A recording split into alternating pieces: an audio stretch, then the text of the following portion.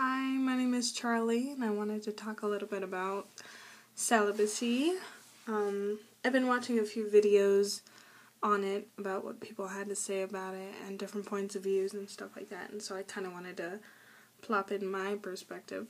I've been celibate for 2 years now. It's been a long, hard journey. And I kind of wanted to talk more to the women who wanted to make the decision to be celibate. Because a lot of people don't know, what they're going into, or they don't think they can do it, And I just wanted to kind of give shed a little bit of light on the stuff that goes on, when you're being celibate and stuff like that. A lot of people look at you like, well, you're too grown to say no.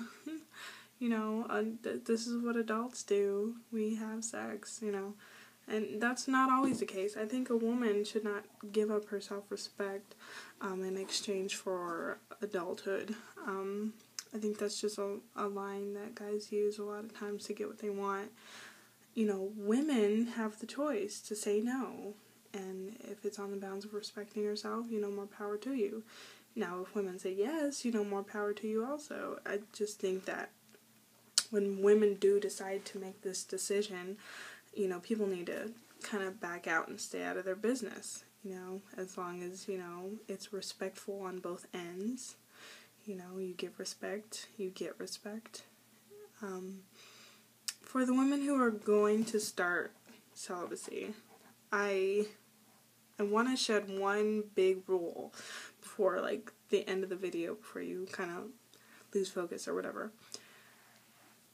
Don't put yourself in a situation that you know you won't be able to get out of. I know that I put myself in some situations through these past 2 years where it came pretty close. Guys,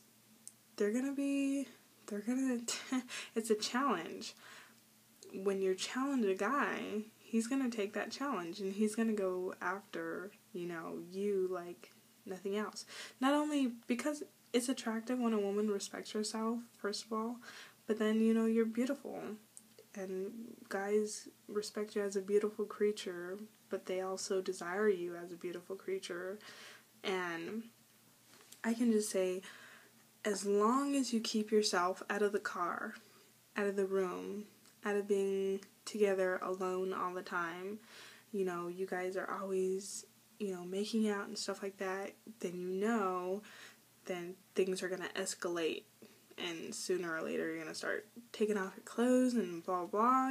Things can only get so far before they go far. So, you just want to stay wary of those kind of situations because they do happen. You still go on dates. Celibacy isn't like, well, I'm not dating anymore and I'm just going to stay in my closet and it's going to be wonderful and easy. No. You can still date. So guys are still going to want you, even though you're being celibate and stuff like that. I wouldn't say to tell a man that you're being celibate on the first date. This isn't something you say because, first of all, they're not going to listen to you. That's just not going to, that's going to go over, their head. And people don't listen to that. People don't care, pretty much. They're just like, well, that's whatever. You're going to go along with what I'm going to do. So, I noticed when I started changing the word from celibate to I'm just not having sex right now because I don't feel like it, and I just kind of hold that self-determination to be like, well, no, I told you I wasn't having sex. Why are you still asking me? It may frustrate them and put them in a position where they feel like they're being led on or whatever. I don't know, their delusions of whatever might be happening. But just keep it clear. I'm not having sex right now. That's easier to swallow as a pill. And I notice, even saying that, people get offended. Guys get offended when you tell them you're not having sex. It's amazing. I'm not kidding you. Guys get literally angry when you tell them that you're not having sex. It gets really awkward really fast. I can say that much. But, it all comes down to do you respect yourself?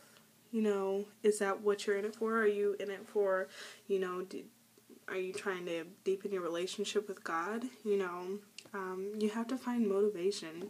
It can't just be because you're not having sex right now. Or, you know, you have to be trying to better yourself, or trying to, you know, be motivated towards some kind of deeper relationship with God. And, you know, that's what it was for me. I was just like, you know what? I know that it's wrong. I'm just going to stop doing it, and that's going to be my choice. And it was hard at first. I was pretty out there at first. The more you say no to yourself at first, it seems like the more it's brought into your face. The more people will, yeah, it's just not a good place at first. But then as you start to get used to it, you realize you have strength to say no. Oh my gosh, you can say no. And that's a big deal to a lot of women, you know, because women, you know, we don't exactly know how much we actually want it too. You know, you think the guys want it. It's like, oh my gosh, the guy wants to do this again. No, dude, women desire that probably way much more, especially around the time of ovulation. Do not talk to men around ovulation time because you are bound to fail. No, I'm just, you know, you're stronger than that, but hey, it's a bad time to talk to men because you know when you're ovulating that you're going to say stuff and you're going to get on the phone and you're going to be around a man and you're going to smell him and it's just going to smell like heaven. So, beware of ovulation. I went off subject there, but I don't know, I just wanted to put a little bit out there, encourage the women who are doing it. You know, I didn't want to make this video too long. I don't want it to be a rant or anything like that, but you can do it. You're strong. You can say no to a man wanting to have sex all the time. You don't have to wait till marriage, but, you know, you can find some, you know, self-control in this, you know, and you can actually better yourself and find new things about yourself that you didn't know before. Women are strong, and I think it's a good way to find out how strong we are. So, if you have any questions or any comments or anything, feel free to start a discussion. And you can find me on Twitter at LadyLikeABoss. I'm on there sometimes, so feel free. Alright, thank you for watching.